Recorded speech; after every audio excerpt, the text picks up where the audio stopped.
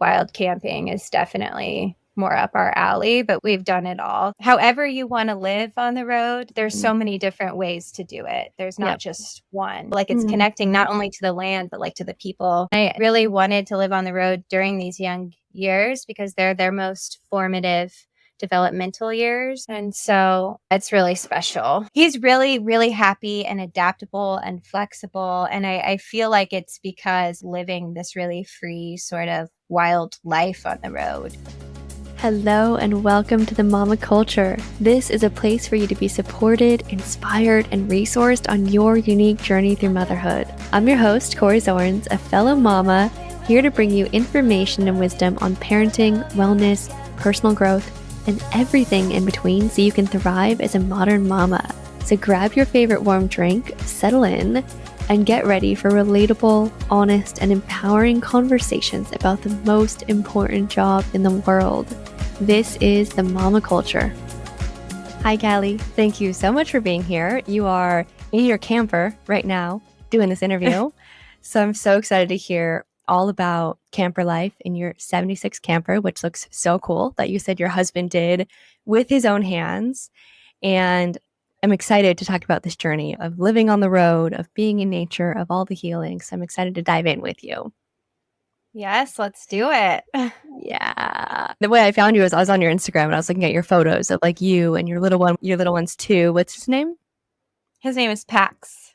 Pax. Pax is 2 and my little one's almost 2. So we both have little ones around the same age. And I saw your Instagram of you and him in nature in just these beautiful spots. And I'm like, wow, that looks so dreamy. I want to do camper life. So I'm excited to connect and hear all your wisdom and just really hear what it's like, because I think a lot of people are seeing this trend now of camper and van life. And I think so many people are interested. So why don't you just start off with a bit about yourself and what is it like traveling the country and living in a 76 camper van with your family? Yeah. So, well, you kind of hit a lot of the points, but yes, my name is Callie. So my husband built our camper. We bought it probably after I was about maybe 7 months pregnant. And we knew that we wanted to live life on the road with our son because we wanted him to be able to grow up close to nature. And I guess not only nature, but epic wild landscapes, which is very hard to afford in this day of age. So the easiest way to do so was to get a camper, live simply, minimally, and park it wherever we wanted to go and have nature, wilderness as our backyard that way. So we got the camper when I was 7 months pregnant. We did kind of buy it impulsively. We didn't really know anything about campers or what to look for. And we had the intention of just renovating it and kind of just like updating it and leaving it as vintage as possible. But once we bought it, upon further inspection, we realized that the entire camper was completely waterlogged. And not only that, but there were millions of bugs feeding off of the wet wood that was rotten in the camper. So yes, advice. If you do buy a camper, make sure you really thoroughly inspect it. Some stuff you'll miss, but try to be as thorough as possible. But honestly, it was really cool. I feel like it was meant to happen that way because my husband learned a lot of really great skills. He had no building experience prior to this camper, and it looks amazing in here, right? So he It went looks to so what nice. he calls it YouTube University, and everything he learned off of watching YouTube videos. Wow. So anything is possible. You just got to believe in yourself.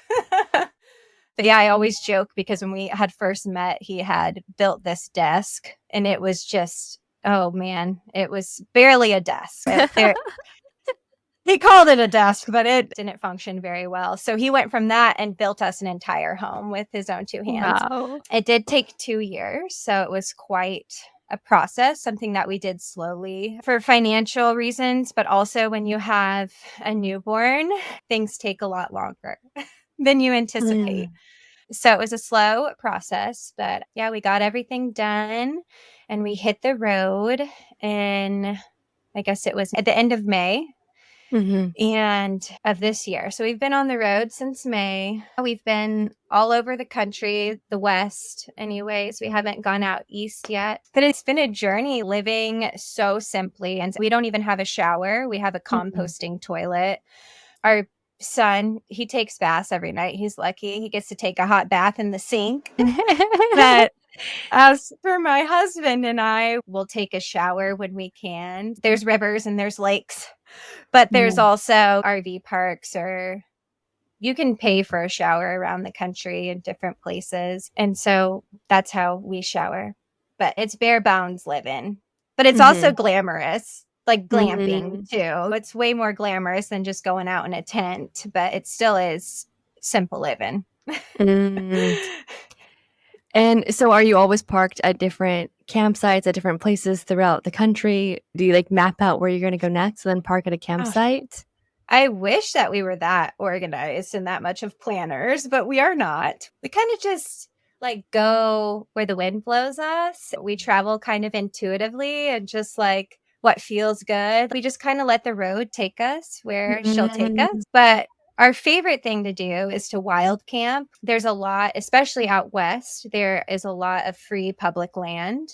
And there's different apps that you can use, websites that you can access that will show you different places where you can camp for free. And not only that, but they'll have reviews of other people that have spent time there. You know, it gives you tips about what to expect when you're there, so you feel good about where you're going. And so we'll use apps like that to do wild camping. So that's like no amenities, that's very no electricity, no water. But we do have a system to where we can be sustainable for on our own for about a week. And then we would need to get a charge or a refill on water and that sort of thing, and food. So we do that mostly. That's our favorite thing to do because that's where you really get to see the most beautiful places and really Mm-hmm. immerse yourself and truly experience what that area has to offer. We really get intimate with the wilderness in that way when you're just plopped there for an extended period Wow. of time. But we also do campgrounds. So a lot of times if we go to a national park, you can't wild camp in national parks. You can in a tent, like if you backpack, but we haven't been doing that. We've strictly been sticking to the camper. So we'll stay at campgrounds in that kind of situation. And we have also stayed at many RV parks as well. It's a totally different vibe. And like I said, the wild camping is definitely more up our alley, but we've done it all. However you want to live on the road, there's so many different ways to do it. There's not Yep. just one, which is cool because it makes it more accessible for people who not everybody wants to be removed completely from having the things that they might need, like water. Not everybody wants to go primitive camping. So if you don't, like there are RV, there's a lot of different ways to do it, which is cool. Yeah. Where's your absolute favorite place that you guys have gone and Woo! set up the camper? Let me think about that for a second. Oh, that's so hard. I absolutely love Mount Rainier in Washington. That whole area is mind blowingly beautiful. We saw an insane amount of wildlife, actually. We saw bears, deer, marmots, eagle, and you just get the most epic mountains and wildflowers and rivers. I mean, Mm-hmm. it is truly so beautiful. I also feel like a really underrated place in America, or at least I always skipped over it. I even used to live in Arizona and I never went. I lived in northern Arizona in Flagstaff for a few years, and Saguaro Mm-hmm. National Park. I was not expecting to have the kind of connection that I had when we went there because I'm not really a desert person. Typically, it feels just too kind of, I don't want to say dead. That's not the right word. It feels not as inviting to me, I guess, Mm-hmm. as like places that feel really lush, like with mountains and forests. Like those have always felt more comforting places to me. But anyways, when we rolled up, it was like this energy that I felt where I instantly belonged and was welcomed there. And I don't experience that in deserts Mm-hmm. typically. And so it was amazing. And the sunsets and sunrises there were just some of the best I have ever seen. That was like, Mm. I was most surprised by that place, I I guess. think desert areas have the best sunsets and sunrises you Oh, can ever see. I'm from Las Vegas. I'm from the desert. When I go home, I'm like, these are the best sunsets and sunrises I've ever seen. You speak a lot about this connection with nature and when we were talking before, you told me you were also a guide in nature. So I want to talk more about this connection with nature. Like, how did you develop such a strong connection with nature? And did this tie back to your own childhood and how you were raised? Yes, I was a wilderness therapy guide. So I worked with young adults, ages like 18 to 21 mostly. We're struggling with mental health issues, and it ranged from anxiety, depression to just having like trouble getting a start in life with self esteem and that sort of thing. And I would take them out into the woods and we would go backpacking and we do mindfulness, meditation, yoga. I would teach them primitive skills. So, how to bow drill and start a fire, how to identify various plants and animals, how to tie knots, simple sort of wilderness primitive skills that our ancestors have been doing for thousands of years. So when you learn skills like this, it's connecting. Like it's Mm. connecting not only to the land, but like to the people that came before us. And it was a very profound experience for me, not only because I was watching all of these people that were coming into this program that were suffering with all of these various mental health issues totally grow and change. And they would come in not being able to look me in the eye. And then they would leave and they would be confident and able to share their story and wanting to connect with you. And it was a beautiful change that I was seeing in these people. But also, what it did for me was totally rewired my nervous system. That's the best way that I can explain it. So, I am a survivor of immense childhood trauma, and I lived my life in a constant state of fight or flight. I had started my healing journey years before I even began working in wilderness, and I had been to a treatment center. I had been to therapy. I had been to read all the self-help books. I had done all of these things, and yes, they were all helpful, but what truly changed my nervous system and allowed me to feel okay in my own body and to like be able to breathe Mm. is this connection that I developed from being out in the woods. I wasn't allowed to have my cell phone when I was guiding. I didn't have social media. I didn't have anything to distract me. I was in the woods with these kids, totally in connection with the land and what was going on around me. And it transformed me. And so after that, I was totally hooked, right? I was like, Wow. I can't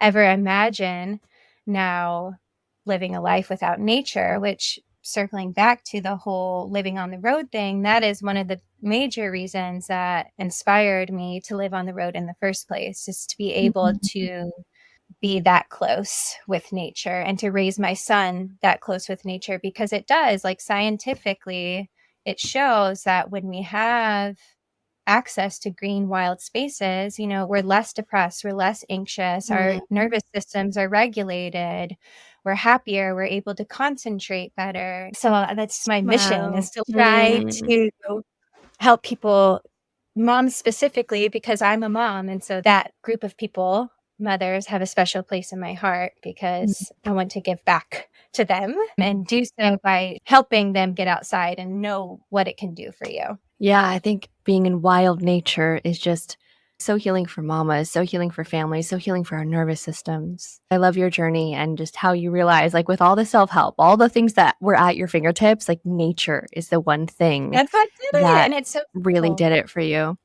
What was it like growing up with this trauma as you were a child, as you were growing up? Were you aware that you were going through so much, or did it come up later in life? What was your childhood like dealing with all this? Well, yeah, so childhood was rough. I feel like when you grow up in trauma, you don't realize, at least Mm. I didn't. I can't speak for everybody. I didn't realize I was growing up in trauma because normalized. It was what Yeah. was normal to me. My healing story is crazy. There was a tipping point. I had grown up in all of this trauma. My mom left when we were really young. She struggled with mental health and addiction. And so I was raised by my father. He was working a lot and we were very close, but he wasn't as around as much as maybe I needed him to be. And so there were people within my immediate circle that I was abused by, and it was like nobody could see it because there wasn't people around really in my life to see it. It was really dark, but the way in which I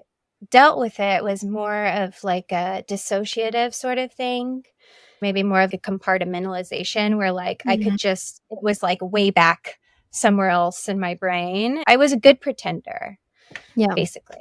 I was a really good Mm. pretender. But my dad died when I was 15, and that really set me off. He died unexpectedly, and he had a heart attack. And after that, I was able to keep it together with him around. He was like Mm. my rock. And when he passed away, I lost it.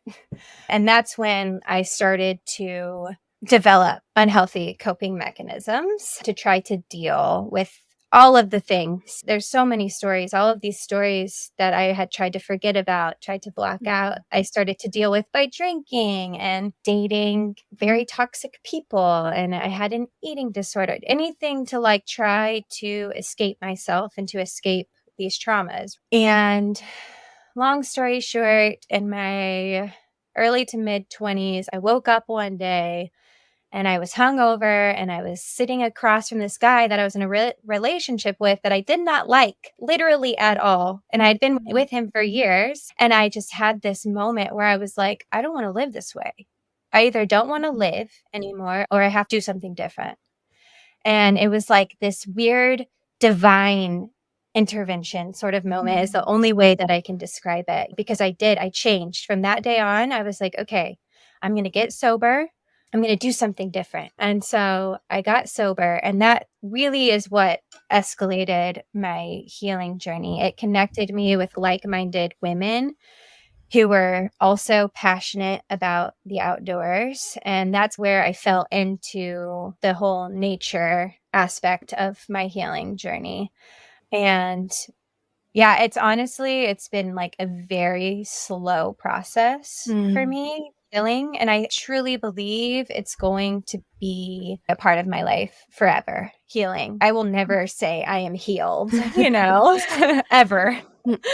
There's Yeah. always going to be something. And then it was nature that really started to heal me and heal my nervous system. And then what even became even more healing is when I became a mom. Mm. And pregnancy and birth was like this whole extra level of healing, right? Because it's like this crazy spiritual journey where you like not only see the power that you contain, but also the power of this unconditional love. I never felt growing up like it was lacking, and to have that has totally healed my heart in ways that it's even hard to put into words. And but it also just like fuels my fire even more to continue healing, because the trauma stops with me. It is like my duty Yeah. to not pass. I don't want my child to have to heal from his childhood.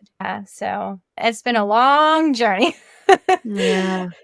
I think we get so empowered as mamas to do our healing when we are conscious, aware mamas who Exactly. are so moved by this journey and so moved by having our little ones. We will do whatever it takes to heal so they don't have to be handed all the stuff that we didn't finish healing. And you're right, it's a lifelong journey. Healing is a lifelong journey.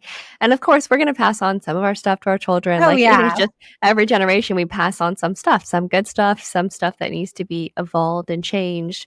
But the more that we take on and own and transmute, it's like the less that they have. So, wow. Exactly. Are you in communication with anyone in your family anymore? Did you get to talk with anyone in your family about what happened? Yes, yes. I am in communication with my family, and my family situation is complicated. I have talked about it, but it's not where I would want it to be, but I'm not sure that it ever will be, but I have come to a place of acceptance, and it is what it is. I have to meet people where they're at, sort of thing, and that's all I can do. Yeah, there's a lot of surrender in that. It's like when we're on our healing journey, other people might not be ready for that same journey. And it's true. We just have to meet them where we're at. And part of it's like our own mending within ourselves when they're going to still be themselves. Yeah. And there's a lot of acceptance and surrender and release in that yeah, let's get back to being on the road in your 76 camper that Yeah. your husband just rocked. You have videos on your Instagram. Wow, this is so cool.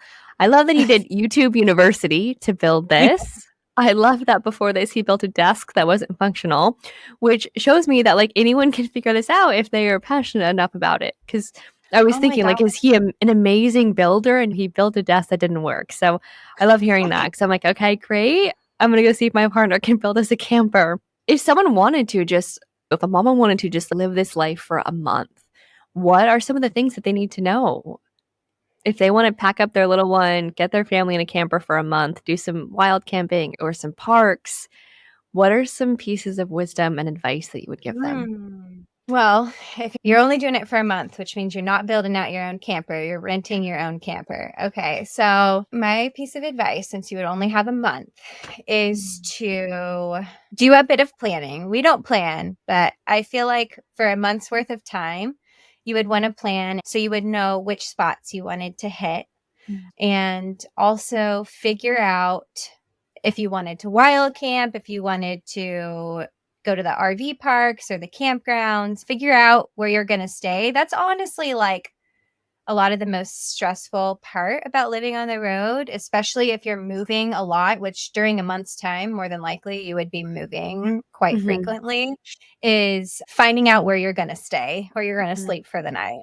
Yeah. So having that sort of stuff figured out would save you a lot of stress. Having a willingness to let go of all expectations is huge because you really can't plan too much or like you just can't have too many expectations because it's like things can go wrong. It's just Mhm. like the way it is when you're traveling in a car and going from place to place. Letting go of expectations is huge. It's just like such a normal thing for me now. I'm like, I don't know. Have you ever been driving and not know where you'll stay for the night? Oh my God, all the time. And then so what do you do? So typically, what happens is while my husband drives, I'll be on the phone. Like we're heading in a general direction. So, say that we're in Moab in Utah and we want to get to, I don't know, somewhere in Colorado. We'll say Pagosa Springs or something. That's how far we wanted to drive, or no further than that. I would be looking on my map or in one of my apps to try to find a place to sleep that is Mhm. close to Pagosa Springs. Mm.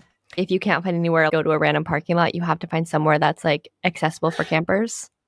No, no, no. So we just don't do that. That's totally within the van life, road life sort of community. A lot of people do sleep in parking lots. Mhm. So people will go, truck stops are really popular place Yeah, to park. And we have done that, but very rarely. For the most yeah, part, we always try to find a place in nature yeah. somewhere, even if it's right off the highway, because we've done that many a times where we just have to get off the highway here. It's like nature, but you also can see 18 wheelers zooming Yeah. past you. And so you have a car that pulls the camper. Yes, we have a car that pulls a camper. And so how does your little one do with all the driving? Well, he does great, but we never drive more than 3 hours in a Okay. day to where he would be awake, I should say, for 3 hours because we drive during his nap time. That's another tip. Try to drive during nap times if you have really little ones. And so, what our typical day will look like is so we'll wake up, we'll have breakfast and kind of stretch, get our wiggles out, that sort of thing. And then we'll get in the car, we'll drive for like an hour, and then we'll go play at a park or just stop on a back road somewhere and let him zip around on his bike. Something really high energy to where he can like really tire himself out. And then we'll drive for like another hour, stop, eat lunch, and then let him play somewhere. And then we'll get in the car, and that's when he'll have his nap time. And then we'll usually drive another hour, and then we stop wherever we land. Love that. So we break it up. It is Mm. harder with toddlers than say if you had a 6 and a 7-year-old or Yeah. something because toddlers they got to get out and stretch and move around and we try not to use screens at all and so Mhm. you really got to tire them out throughout the day. Mhm. What has it been like for him growing up in nature and in all the different parks and all these different wilderness places? How has that impacted his childhood and then your bond with him?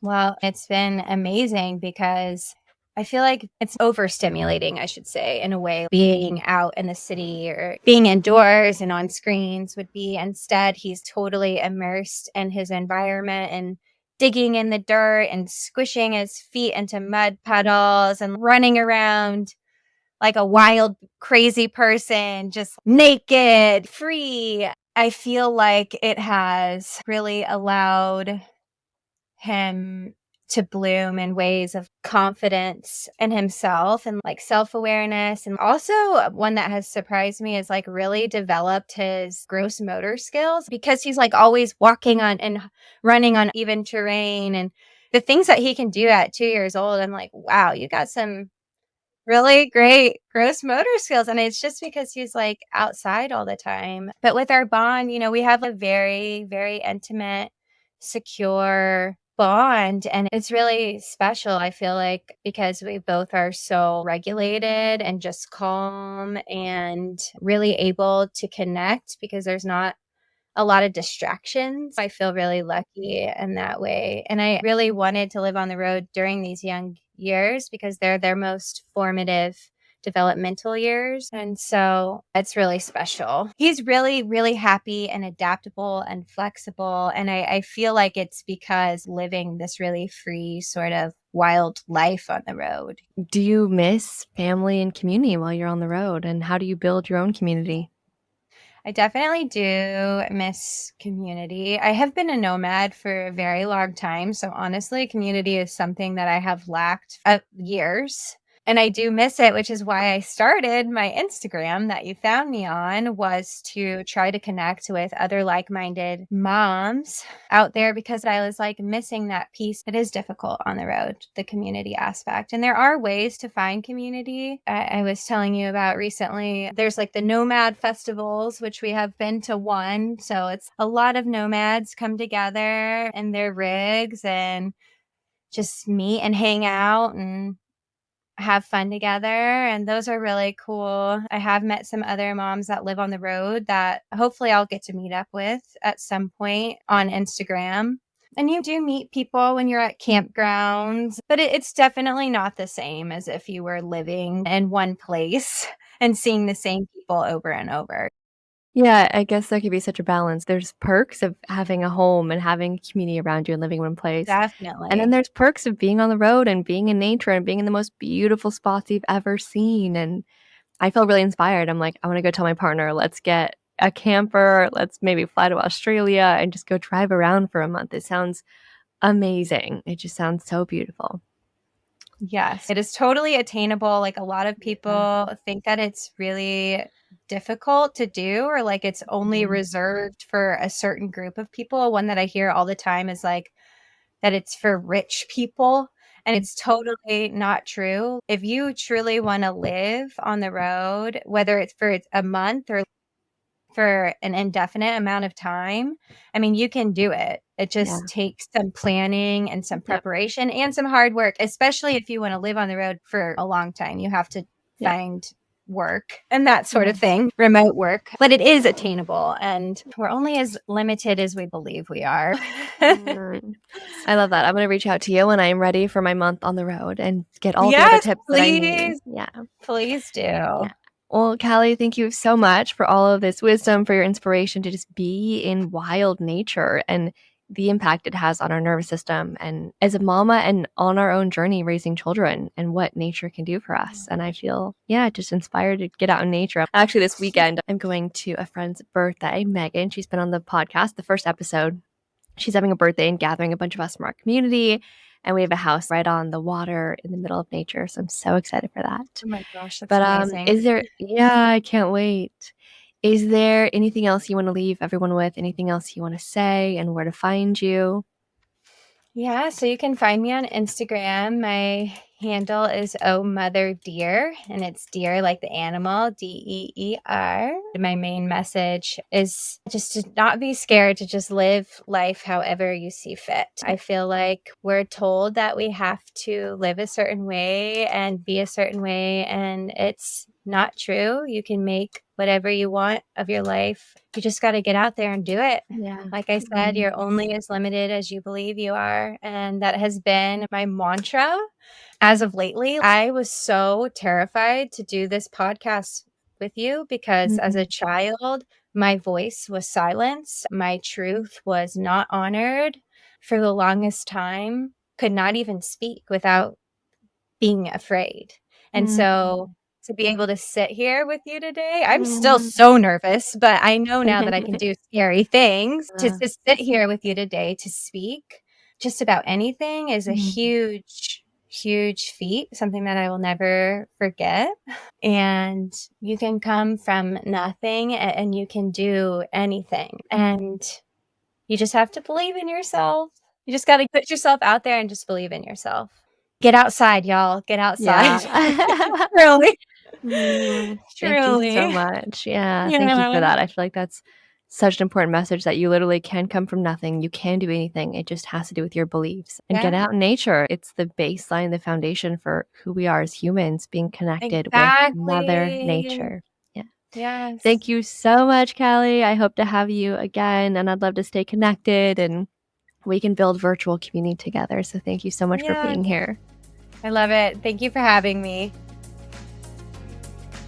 All right, Mama, thank you for tuning in. I am sending you so much support and love on your journey through motherhood. Remember, you are not alone in this beautiful, wild, and sometimes challenging journey of motherhood.